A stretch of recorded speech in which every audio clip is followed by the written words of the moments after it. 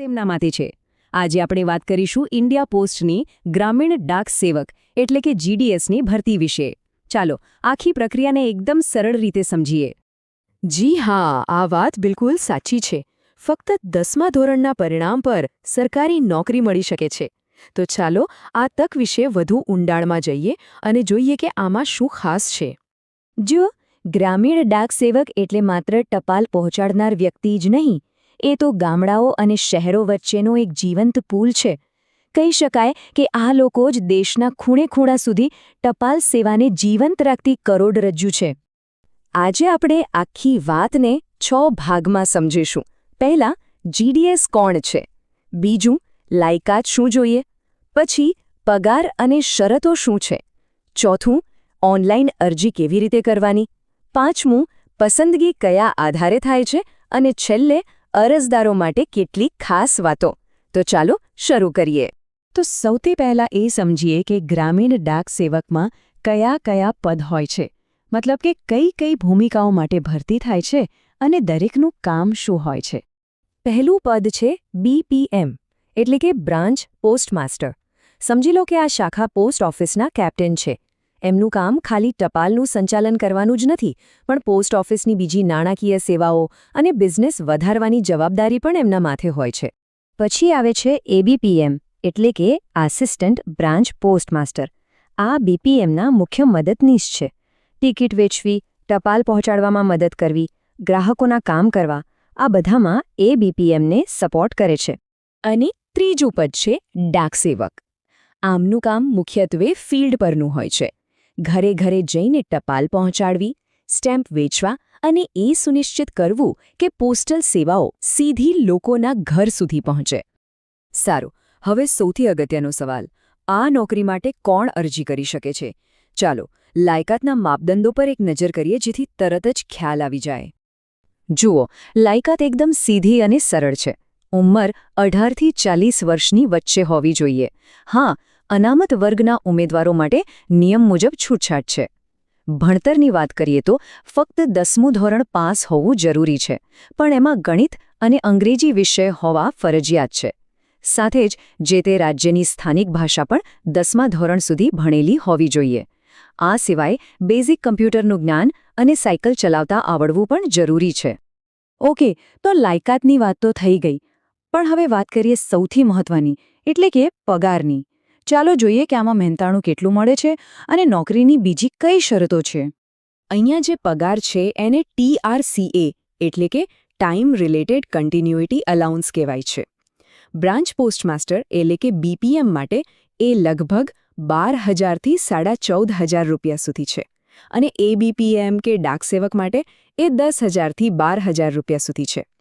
આ રકમ કામના કલાકો પર નિર્ભર કરે છે કે એ 4 કલાકનું સ્લેબ છે કે 5 કલાકનું. હવે કેટલીક ખાસ શરતો છે જેના પર ધ્યાન આપવું ખૂબ જરૂરી છે. પહેલું, નોકરી મળ્યા પછી 1 લાખ રૂપિયાની સિક્યોરિટી ડિપોઝિટ જમા કરાવવાની હોય છે. બીજું, જો કોઈની બીપીએમ તરીકે પસંદગી થાય તો એમને બ્રાન્ચ પોસ્ટ ઓફિસ માટે યોગ્ય જગ્યાની વ્યવસ્થા જાતે કરવાની રહેશે. અને ત્રીજી અને સૌથી મહત્વની વાત, ઉમેદવારે એ જાહેર કરવું પડે છે કે એમની પાસે આવકનો કોઈ બીજો સ્ત્રોત પણ છે, કારણ કે આ નોકરીને ફૂલ ટાઈમ જોબ તરીકે નથી ગણવામાં આવતી. સારું, તો હવે જોઈએ કે આના માટે અરજી કેવી રીતે કરવી. આખી પ્રોસેસ ઓનલાઈન છે અને સાચું કહું તો એકદમ સરળ છે. ચાલો સ્ટેપ બાય સ્ટેપ સમજીએ. સૌથી પહેલા ઓફિશિયલ પોર્ટલ જે છે apost.in/GDS online, તેના પર જઈને રજિસ્ટ્રેશન કરાવવાનું છે, એટલે એક યુનિક નંબર મળશે. પછી આવે છે ફી ભરવાનો વારો, જે ફક્ત જનરલ, ઓબીસી અને EWS કેટેગરીના પુરુષ ઉમેદવારો માટે છે, માત્ર 100 રૂપિયા. બાકી બધા માટે કોઈ ફી નથી. એ પછી જરૂરી ડોક્યુમેન્ટ્સ અપલોડ કરવાના. પછી આખા ભારતમાં ગમે ત્યાં 20 જગ્યાઓ માટે પસંદગી આપી શકાય છે. અને છેલ્લે આખી એપ્લિકેશન સબમિટ કરીને એની પ્રિન્ટ કાઢીને સાચવી લેવાની. બસ થઈ ગઈ.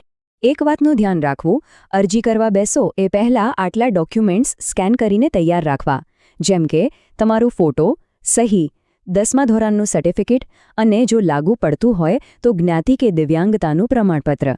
અને હા, કમ્પ્યુટર ટ્રેનિંગનું સર્ટિફિકેટ પણ. આ બધું તૈયાર હશે તો ફોર્મ ભરવામાં બિલકુલ વાર નહીં લાગે. ઓકે, ફોર્મ તો ભરી દીધું, પણ હવે સિલેક્શન કેવી રીતે થશે? શું કોઈ પરીક્ષા આપવી પડશે? આ સવાલ બધાના મનમાં હોય છે. તો ચાલો આના પરથી પડદો ઉઠાવીએ. અને જવાબ છે કોઈ પરીક્ષા નથી. જી હા, આ ભરતીની સૌથી મોટી અને ખાસ વાત એ જ છે. અહીં કોઈ લિખિત પરીક્ષા કે ઇન્ટરવ્યૂ નથી. પસંદગી ફક્ત અને ફક્ત 10મા ધોરણના માર્ક્સના આધારે જ થશે. આ કોઈ અફવા નથી, પણ ઓફિશિયલ નોટિફિકેશનમાં સાફ લખેલું છે. એક ઓટોમેટિક સિસ્ટમ ઓનલાઈન અરજીમાં ભરેલા 10માના માર્ક્સના આધારે મેરિટ લિસ્ટ તૈયાર કરે છે. એ પણ યાદ રાખવા જેવું છે કે ભલે કોઈની પાસે ગ્રેજ્યુએશન કે પોસ્ટ ગ્રેજ્યુએશનની ડિગ્રી હોય, એના કોઈ વધારાના માર્ક્સ કે વેટેજ મળતું નથી. હવે સવાલ એ થાય કે જો બે ઉમેદવારોના માર્ક્સ બરાબર સરખા હોય તો? એના માટે પણ નિયમ છે. આવી સ્થિતિમાં જે ઉમેદવારની ઉંમર વધારે હોય એને પ્રાથમિકતા મળે છે. અને જો જન્મ તારીખ પણ સરખી હોય તો પછી કેટેગરી અને જાતિના આધારે પસંદગી થાય છે, જેનો આખો ક્રમ અહીં આપેલો છે. ચાલો, તો આખી વાતચીતનો સાર શું છે? અરજી કરવાનું વિચારી રહ્યા હોવ તો કઈ મુખ્ય વાતો ધ્યાનમાં રાખવાની છે, એના પર એક છેલ્લી નજર નાખી લઈએ. ટૂંકમાં કહીએ તો આ એક એવી તક છે જે સીધી 10મા ધોરણના મેરિટ પર આધારિત છે. કોઈ પરીક્ષા નહીં. આ ભૂમિકા ગામડાઓને જોડવા માટે ખૂબ જ મહત્વની છે. અને આખી અરજી પ્રક્રિયા ઓનલાઈન અને એકદમ પારદર્શક છે. અને અંતે એક સવાલ સાથે આ વાત પૂરી કરીએ. શું આ માત્ર એક નોકરી છે કે પછી પોતાના સમાજ અને સમુદાય સાથે જોડાઈને એમની સેવા કરીને એમનો એક મહત્વનો આધારસ્તંભ બનવાની તક છે? આના પર વિચારવા જેવું ખરું?